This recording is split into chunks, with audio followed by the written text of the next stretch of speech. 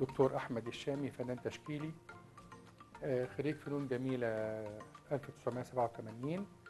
عملت دراسات عليا في كلية التربية الفنية، دبلوم تأهيلي وبعدين دبلوم تكميلي، وعملت ماجستير في المتاحف الافتراضية، وبعدين عملت دكتوراه برضو في المتاحف الافتراضية وتكنولوجيا التعليم.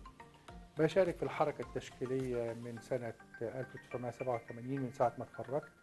هبتدي لوحة دلوقتي إن شاء الله من أول وجديد خالص. هنبتدي نشد القماش مع بعض على الشاسيه، وبعدين بعد كده هنبتدي نتحرك نعمل الألوان. تمام. ده قماش دك.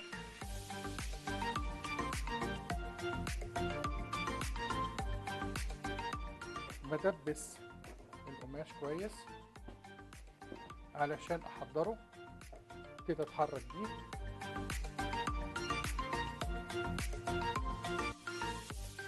ده آخر طرف اللي بنشد بيه بقى، ده مهم جدا، اللي احنا بنشد بيه اللوحة كلها بقى علشان تبقى اللوحة مشدودة تماما. يعني بنهتم بآخر طرفين علشان اللوحة تبقى عاملة زي الطبلة تقريبا.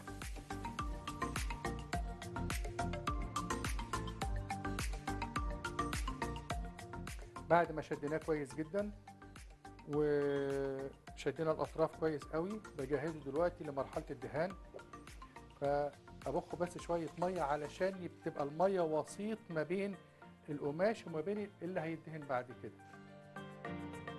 أنا بعمل ألواني فبتبقى الدنيا بالنسبة لي أسهل وأحسن، أحسن ما بعمل جيسو أو بعمل بلاستيك، لأن ده بيبقى أقوى من البلاستيك بكتير. وببتدي أدهن السطح بتاعي أهوت كأنه لون أبيض عادي جدا، فبيريحني بعد كده في الشغل، بيكون أسهل كتير من الجيسو ومن البلاستيك.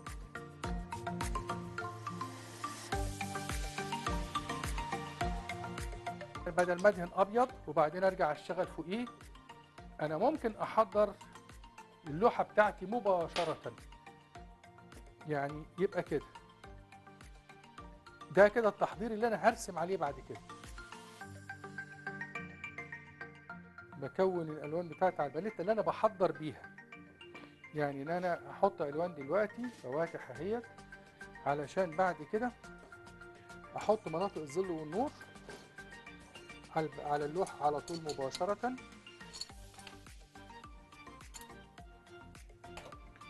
اللي انا هشتغل عليها بعد كده بالسكينه دي الباليته بتاعتي اهي. بحط الالوان اقرب الى اللي انا هحطها بعد كده، اقرب الى الواقع. يعني مش لازم تكون هي نفسها نفس الالوان خالص، لكن اقرب للواقع من اللي انا هعمله. انا هرسم ان شاء الله دلوقتي جزء كده من شارع المعز. انا عملت السما دلوقتي، وبعدين برجع بعمل المباني ديت منطقه المباني اهيت. بحضر، وزي ما قلت قبل كده ده هيبقى بدل التحضير اللون الابيض. انا بوفر على نفسي مرحله كبيره جدا في الشغل. كده على القماش على طول مباشره. دي هنا كده منطقه الضوء، يعني الشمس هتبقى جايه في الناحيه ديت كده، وهنا هوت هيبقى منطقه الغامق بتاعه الشارع.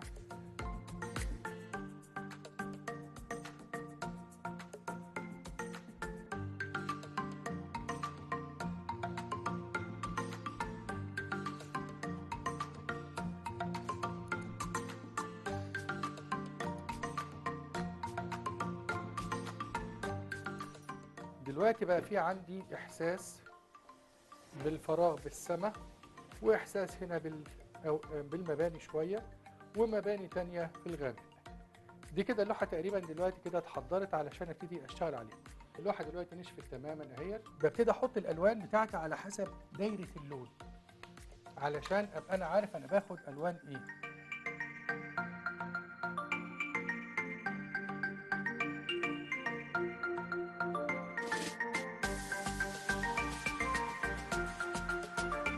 السكينه بتاعتي لازم تكون نظيفه جدا وانا بشتغل.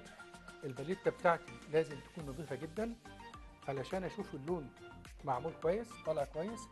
عندي طبعا طقم سكاكين بالمقاسات كتير مختلفة. انا بحب ادي تاتش في الشغل وانا بشتغل.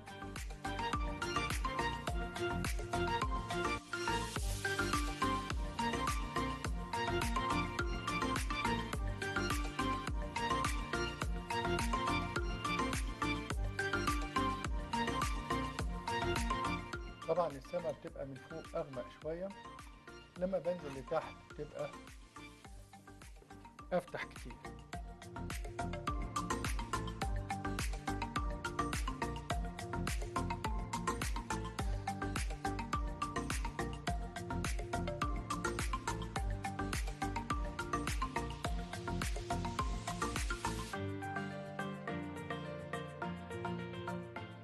هبتدي اشتغل في المباني، ببقى عامل حسابي تقريبا ان انا ارسم المنظور بتاعي صح، فبيبقى تقريبا عنده نقطة هروب هنا، وببتدي اخد على اساسها الخطوط بتاعة التهريب بتاعتي، بحيث ان انا الخطوط المحورية بتاعتي علشان امشي على نقطة هروب وامشي على منظور مظبوط.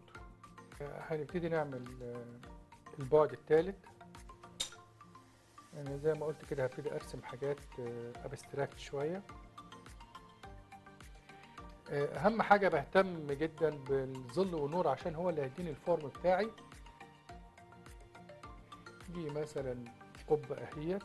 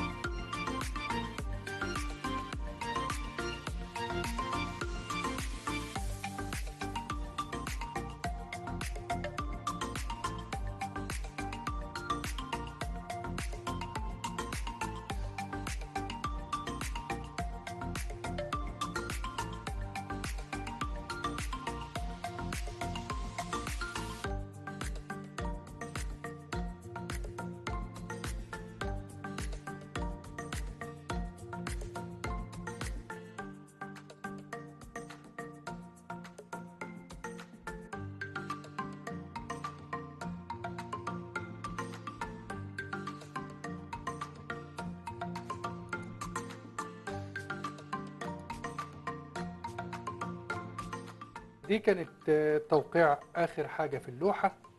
والوقت لما بيكون متاح أكتر طبعا وبرسم براحتي بيكون الألوان أكثر ابتهاجا وأكثر حيوية. لكن دي كانت حاجة سريعة جدا علشان تكون حرفة وحاجة بنتعلمها.